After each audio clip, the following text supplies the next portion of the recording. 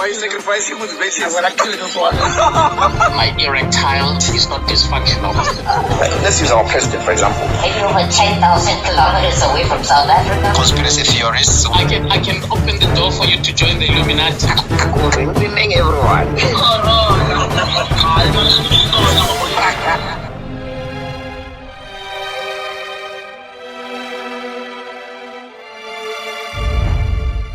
NippyCast. Hey, how's it, guys? How are you? NippyCast again, another edition. My name is DJ Nipro, as usual. You know, you have been down with flu. It doesn't want to go away. I don't know. Yo, we've just been coping. Yeah, some people are saying it's COVID. Yeah, this time I was like, let me save my mind. Let me not test.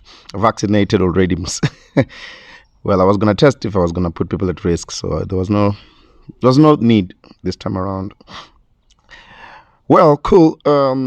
As usual, I keep forgetting the episode, but today I think I know exactly which one it is. Episode 28. Yay, I'm proud of myself. I've been focusing. Today we were supposed to have a contributor, but they couldn't make it for various reasons. Unless if they had me coughing over the phone and say, hey, my man, how can we record today? Can we record today? They're like, hey, no.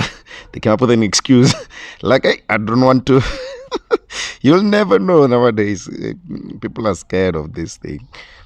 And talking about it, it looks like our bodies are getting used to it, even though unfortunately some people are still gonna die. But we are almost out of the woods now. Hence, I think the world is opening up. Some countries have opened already. And then now, so today's topic is the internet. We're going to have to talk about what it is. I don't have an answer. I mean, anybody can Google this, right? According to my understanding, or should I first read what it is? Let's first look for what it's called officially. So that when I'm bullshitting, we know that this guy is going that direction. Okay, let's see. The description here, it says, the internet is a vast network that connects computers all over the world through the internet. People can share information and communicate from anywhere with an internet connection. Such a vague explanation. So, such a vague one. It sounds like that one where you didn't study for a test and they say, what is 2 plus 2? You say, it's 2 plus 2 equals to what you get whenever you add them together. You don't give them the answer. I'm not actually excited about the answer. So let me give you my personal experience with the internet. Day number 1, as I like to start things from the beginning. In the beginning. Bening. It's beginning. In the beginning. It's big. Okay. In the beginning. In. So, talking about the beginning of it, there's a whole lot of in terms of when it exactly started, there's a lot of arguments amongst the scientific community. But, well, I know some few information about it, just general information about when exactly it went on air. It was early 80s. I think it was 82, 83, somewhere there. It was released by some old man. He said, it's out there. It's free to use. Enjoy it. Free to use. And you've never paid rates for the internet. You've never, don't lie. You've only paid for data bundles. There's a difference. The internet is like the guy who built the road. Data bundles is like you paying gas to drive on it. You've never paid for the road.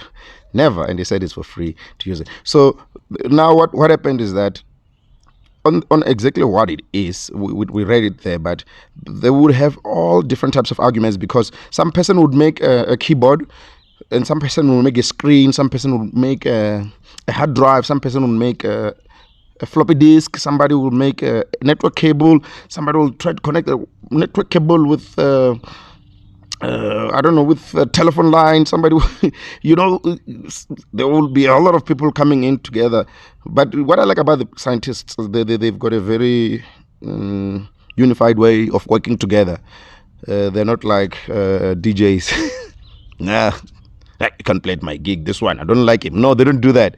They'll all come together and form some sort of a conglomerate to have a solution done for the betterment of the future, which is what they did with the internet. So, but let's agree that in the 80s, it went on air. Early 80s or whatever time they're gonna say. Oh well, let's wait for the helicopter to pass because it's gonna make noise. Then, by the way,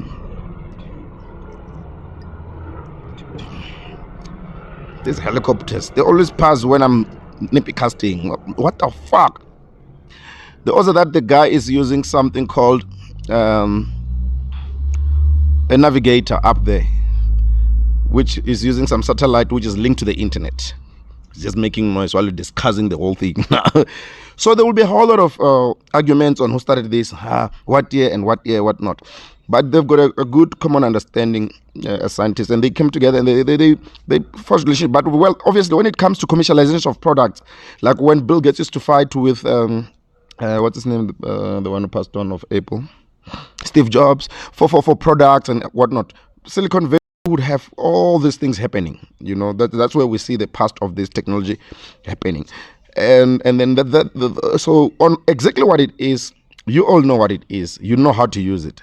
It connects you with everybody in the world. Let's just call it the connector, because at some stage they had to call it the worldwide. They created some product called the World Wide Web, which is www. That's why every time previously you had to punch that www dot, then whatever you want to connect with, dot the CO of something, or the .com, .org, whatever at the end is the location of wherever this thing you're punching to, dialing to. Whatever in the middle is whatever business that you are doing, and then the beginning of it is World Wide Web. So that was also added on to the internet for the betterment of you guys to use it. Because so these guys were using the emails before you guys had emails.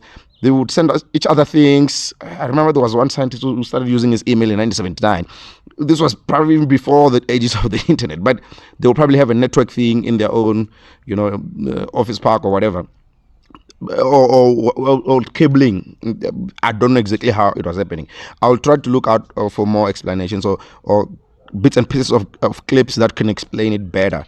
So it's a vast thing. I know none of you can even, I'm even struggling to explain the internet, but I'll tell you my history of the internet. None of you can even tell us where the internet is. It's simple. Today is actually in your phone. If you're watching me now with your phone or whatever gadget, and it's on YouTube or any internet platform, that's where the internet is. Well, there are rooms somewhere out there with service providers of certain products of the internet, like your Googles and them, and the people who maintain some of these networking things. I don't know why exactly. That's why I was having this guest today to try to explain to you. So I'm trying to kill it on my own here. But well, I hope I'm not doing bad as a DJ. Remember, I'm just a DJ. I'm not a scientist. Nah, don't judge me. Okay, cool. So my experience of the internet, the year was what? Going back to the beginning of my usage of the internet. Well, let's start maybe a part where I started using a computer. I think I was, what standard was I? I was in Commercial High School. I think I was in standard 8, somewhere there. What is grade 10? It was in 1990.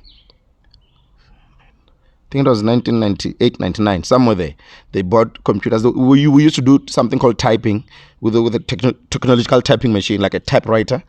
So they were like, no, that's outdated. Let's get computers. Let's tap on computers.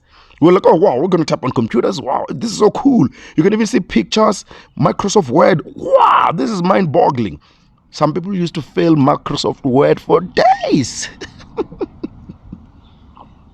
I'm telling you. I think I can argue this. Kwewa Commercial High School was arguably probably the first school to do computer studies in Venda. I hope, if I push my luck and say in Limpopo, I might be wrong, but in Venda, I can tell you for free, we were the first ones because we were doing commercial subjects. So you had to be out there with the world and know what is in and out and whatnot. You see. So I remember typing, but there was no network cable. No network. I think our principal had, but I don't think he was using it like the way we use internet today. Then now I started falling in love with the radio. I would go to a station called UVN FM. It just started at that time. It was in the late 90s. So there was a guy called Jones NippyCast. He's currently working at Parapara FM. There's a lady called Beverly Mapanga. There's a lot of people there. Uzuru Koto, I'm probably forgetting some, but those are the people I used to bump into whenever I go to the University of Venda to try to get some radio gig, just to trokoloza there to say I'm not going before I say something on air or mix. So I would say these guys doing their research of the news on a website called Reuters. I think it's still in operation even today. So I'll be like, hey, you guys are getting the news from this computer. How? What's going on? They're like, no, man, we're online. We're online. Okay. A guy like Jones would come and tell me about the new thing that Tupac's new album, even after his death. You'll be like, yeah, this is what's going on. Next month they're gonna release this thing. We're gonna get the album here. What? And that time things used to take forever. I'm talking about the late 90s. It used to take forever to reach us. You would either get credible news on probably Metro FM or CCTV, or not CCTV, CCV TV, CCV, which is now SABC1, or you should wait for, I don't know, some paper to be printed out on Sunday, or wait for tabloids, something. You would never just go online now and say Dave Chappelle been slapped by another motherfucker on stage. You will never. That story would have reached us probably next week or this coming Sunday, or not even reach us at all. Oh, you're probably gonna figure out later. Oh, it happened. So that is prior the internet. So I remember that time. So it used to provide news. That was the beautiful thing about it. There was never even websites of people like, let's go. Like, I've got a website. No, that was like, wow, you had a website?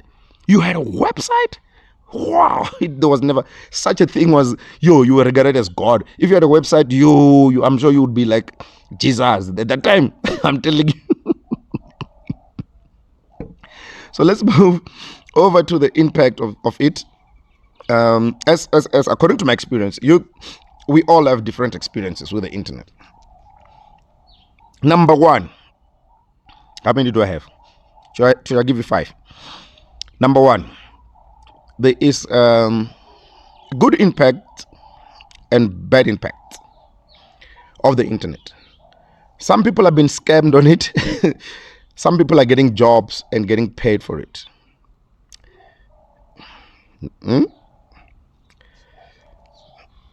Good and bad. I'm not gonna go into the scams.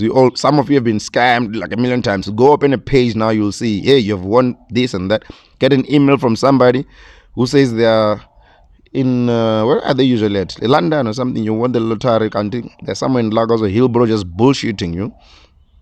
But there's a person who sent their CV to whatever department or whatever organization or whatever group to get a job, and now they're working there thanks to the internet. So the one part is the impact of it can be negative and positive. So now how do we use it? I'm gonna go to the Google part, which is number 2. With the Google part, there's this thing nowadays where we are sitting and somebody says, when somebody, you can tell, this guy's talking shit, and somebody says, let's Google it. Well, maybe that worked 10 to 15 years ago. Maybe 10 to 15 years ago, anything that we Googled was credible. Today, we literally have websites that are just designed to manipulate society. For example, in a government structure, they've got something we call Central Supply Database, whereby people provide their business information, and then the government calls them whenever they've got businesses. So now the government doesn't call them anymore; they get called by the scammers. How do the scammers get the information from the government? Obviously, they hacked into the government system through the internet. Another scamming. And some people fall for those tricks. I've seen people getting tenders purchase orders that don't even exist, and they go and buy these things, and then they get robbed. Some of them get heart attacks. Fortunately, some of them don't even make it. Some do make it. Some learn a lesson. Some don't even listen when you say this thing is dodgy. some they don't even take time to research. So you would even have a fake company that is faking a government purchase order and fake a website page to make it look like it exists. Because you'll be like, yeah, I'm smart. I'm going to the internet. I'm going to find them. Oh, they exist. Okay, cool. You pay them. Those are part of the pros and cons of the internet. That's on number 2. Because if you look at it, number 2 speaks to number 1 as well. It's good and bad. Same thing. Somebody is using it for the betterment. Somebody can still get a tender over the portal of the government and work. But somebody can be robbed through a false tendering by a con artist. That's still good and bad. Now on number 3, we have got something called, how can I put this? Can I call it human trafficking? Still part of the good and bad. So you'll be told that there's a job here and there. You go click on this thing and you follow this thing, and you go there, naively so. Kanti, you don't return home. You don't return home. Some people will actually get a request to say, come and work where as a casual worker. And you go there and you work and you go back home. The impact, bad, good and bad, right? Let's give that as number 3, human trafficking. Scamming number 2, and the first one, what did I say? Similar, it's almost equivalent to scamming as well. So number 4, you guys abuse it. You abuse it. Do you know why? Number 4 is actually at a family orientational level. Previously, you'll have a dinner at home with family, proper. Sitting at the table, talking. Today, that thing never really happens without anybody pulling out their phone. Or just a distraction. It's kind of like becoming a distraction to everybody's life, which is the bad part now. You could be driving and trying to be tweeting or Facebooking or whatever, or checking at the latest gossip. That's the one that works against you. You guys do it yourself. That one you don't have anyone to blame but you guys. You abuse the internet a lot. You abuse it. Hey, sometimes I see people on social media saying the internet must just be switched off for at least a couple of years so that life goes back to normal. You know that back in the day, before even these cell phones and internet, for some people to do a proper meeting, it used to take a while to prepare. Today, you guys, you can say, I'm coming now. You're lying, country, you're driving past another town and you're going to take another hour. Back then, there was no time. If you're not there at 5:15 on a Saturday afternoon, you're not going to get another chance to talk to this guy until probably next week, Monday, Tuesday, to say, what's up? Or sometimes it could be through a letter. To take forever to reach the person that you missed the meeting with. So we never abused that technology at that time, and whoever was there before us never really abused. But today, you guys, you guys abuse this shit. This one you cause it onto yourself. This one I say you cause it onto yourself. So that one is all up to you. Number 4, it's all up to you to control it. You just need to learn how to control it. There's no point of you being on WhatsApp with your friends the whole day, and then I tell you, I send you something and say, send your CV here, and you tell me you don't have data to send your CV, but you are on the thing on WhatsApp, that data for WhatsApp to talk about who's sleeping with who on Twitter. Can't you use it for something important? Send your fucking CV. What's rocket science there? You guys also abuse the fucking internet. I mean, I don't understand. Mara, you are telling me you don't have data, but you are telling me on WhatsApp. And I know you are busy talking to the society of gossip columns there, which adds no value whatsoever to your fucking life. You don't know how to use it. You abuse it. That's number 4. Number 5. It is killing a lot of businesses. A lot of businesses.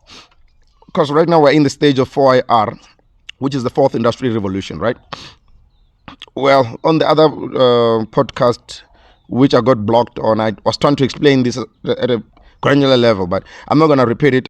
How it's killing a lot of businesses today. let's look at the first business that was killed by this. Print media. Newspaper type of vibe. Magazines. What else? Just print media in general. We no longer saw, or should I say, we no longer saw the need to go to the garage and purchase Sunday Times on a Sunday afternoon, or a City Press on a Sunday afternoon, or whatever Sunday paper or whatever paper, daily paper. We never saw the need. In fact, as I'm talking now, those papers are online, are on the internet, using the internet to look for stories. Most of them are reporting their stories from Twitter and gossip columns of the World Wide Web. They are no longer going out to say, yeah, I caught him there with a camera. Yeah, he was about to rob. Yeah, we caught him and the police came on time. No, back in the day, you had to be there, like, yeah, from the bank robbery, and then we're going to shoot, and then we're going to expose the picture. No, not today. It's just going to be some person sitting in their dark room, or not dark room, whatever corner, or under the tree like me, and just type, oh, yeah, we've got a story. So it has killed print media. So we no longer value the newspapers as per se, as like back in the day. I remember I used to buy newspapers religiously every Sunday to equip myself with information, especially in my line of work, to know what's hot, what's not, what's going on out there, like what are the biggest songs, what are the biggest clubs to go play to, like just to be on par with the things, to be in the groove of things. So it has killed that print media business. Another business that is currently murdering proper, it's a broadcast business, television. It's dying a painful, slow death, because the news that you're seeing at 7 o'clock now, what time is it? Winter time is just something else. The news that you're seeing at 7 o'clock now, or the peak hour news that you used to see for the past 30 years on TV1, TV2, TV3, SABC1, SABC2, SABC3, ETV, and whatever you're watching, or Mnet, whoever that gives you the news. All that news you have seen as soon as you wake up in the morning today. Or if you didn't look, you saw it somewhere in the afternoon on the fucking internet.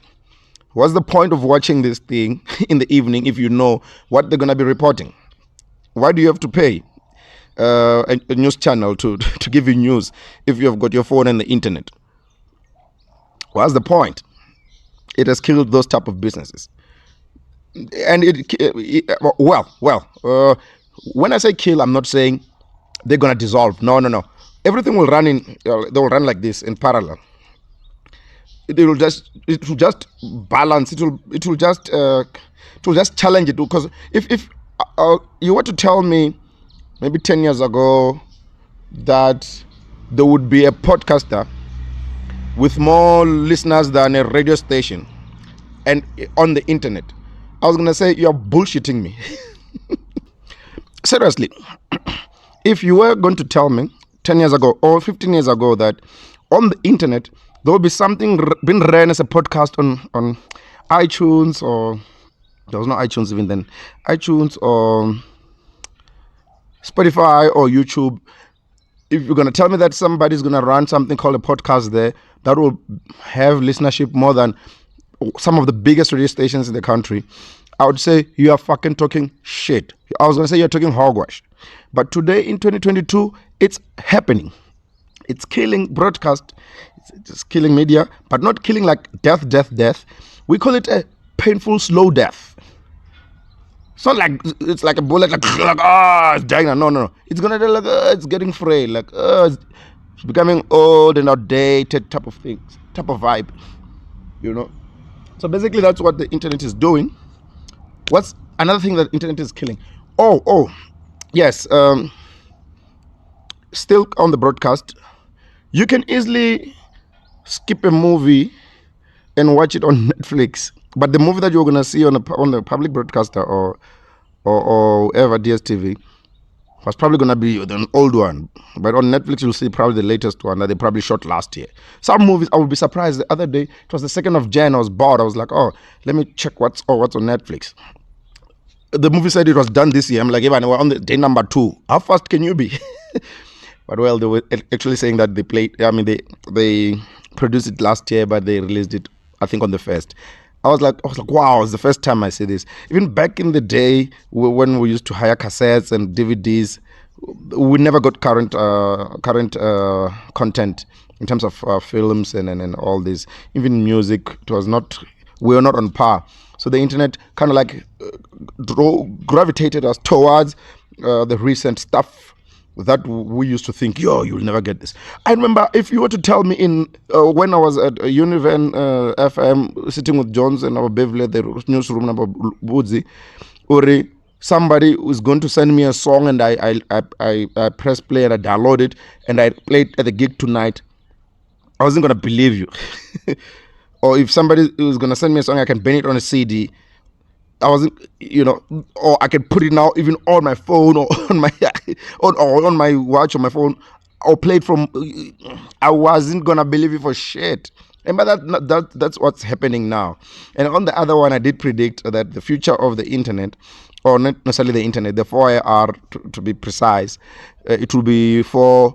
No, it won't be 4. It will be 5IR, Fifth Industrial Revolution. This is at a level where you're gonna download food. Give it some time. Let's give it another 30 years. Thanks to the internet. And the internet would have evolved at that time from right now we're sitting at what, 5G? We're right now between 4G and 5G. We're okay now. At that time, I'm sure we'll be at like 10th G or 11G. The question is, how is the food going to be downloaded? If you were to tell someone that 100 years ago that you can print a color picture on a page without a person sitting down and drawing, they were going to ask, how is it going to be drawn? The answer is you buy a cartridge for a printer. So a cartridge of food in the future could be the 5R of this. I don't know, man. I don't know. Maybe I'm predicting the future, but I'm just saying. So that is the little say I can have about the internet. I can go on and on and on. As soon as I find my contributor, we can go do another NippyCast. But before we go, let's look at some of the way it controls your life as well. Because I did compile a list here of this one. We're gonna call it. What is the name of this one? I think this is the most. Let me check quickly. This should be the most most searched things on the internet. This is according to last year's research. I'm going to give you the top 10 quickly, right? This is the most searched things according to the research of last year. Or I don't know if it's a survey, but I mean, it's not really a research per se. They've got the good thing about the internet, it can prove to you who went in at what not through the IP address, and so I wouldn't call it a survey or a research. It's just a fact. It's a scientific fact. Number 1 is YouTube. It was searched 3 billion times. Well, I'm not going to go into the paid traffic because I will just be confusing you. Number 2 is Facebook. It was searched 200. What did I say on YouTube? Did I say 3? No. Hey, my Zoomer is kicking in again. 2.9. Hey, listen to me carefully. I'm kidding. It was searched. YouTube on number 1 was searched 3 billion times. Facebook on number 2 was searched 2 billion times. WhatsApp web on number 3 was searched 1.85 billion times. And on number 4 we've got Netflix, like we're talking about it now. It was searched almost 1 billion times. And then on number 5 we've got Roblox. It was searched 767 million times. And then on number 6 we've got Roblox is the one that these kids are using to make games nowadays. I remember on my other NippyCast we were interviewing the other boy, Watakarani. He's into the gaming and he wants to make his own games as well. So on number 6 we've got Amazon. It was searched 304 million times. On number 7 we've got Hotmail. It was searched 587. This doesn't make sense. Hotmail was not supposed to be on number 7. It was searched more than number 6, 587. I'll put up the list there. You'll judge for yourself, no? And then on number, no, this doesn't make sense. Zoom is on number 8. It was searched 487 times. 487 million times, I mean. all these are in millions, ne? Not 400,000, no, 487 million. Oh, is your Zuma kicking in? Hey, the Zuma kicks in. The numbers will trap you. And that's Zoom. On number 9, it says, oh, Google. Google was Googled. This is funny. Google was Googled 105 million times. And on number 10, we have got Yahoo Mail. It was searched 422 million times. Wow, people still can give a fuck about Yahoo? Okay, I think let's leave it there. Anything else that I didn't read here, nobody gives a fuck. They're not in the top 10. Of course, I can see your things like your Instagram, your Twitters, and your PayPals, your Pornhub. Oh, Pornhub is there, but it's later. Oh, I'll put up the actual list. I'll just give you a number 10 of what was mostly searched on the internet over the past year. So I think if this one we can do it every year and then do some sort of a introspection on how far the internet has been searched for the past year and year. And then I would like to thank the new subscribers. Don't forget to tell your friends about NippyCast that you think can resonate with this content. You don't have to force them, but if you feel like this is the right content for them, you can tell them to subscribe. Hit the subscribe button, and before you watch the video, make sure you press the thumb up button. It gives us a lot of street credibility. The internet and the owners of these products, like your YouTube and them, they use something we call an algorithm. It shows them that somebody's interested, so it will pop up in some of your friends' pages or windows when they log on. Thank you for watching NippyCast episode 28. The topic was the internet. Ngauraro. Sharp. Why are you sacrificing with basis? My erectile is not dysfunctional. Let's use our president, for example. Are you over 10,000 kilometers away from South Africa? Conspiracy theorists. I can open the door for you to join the Illuminati. Everyone.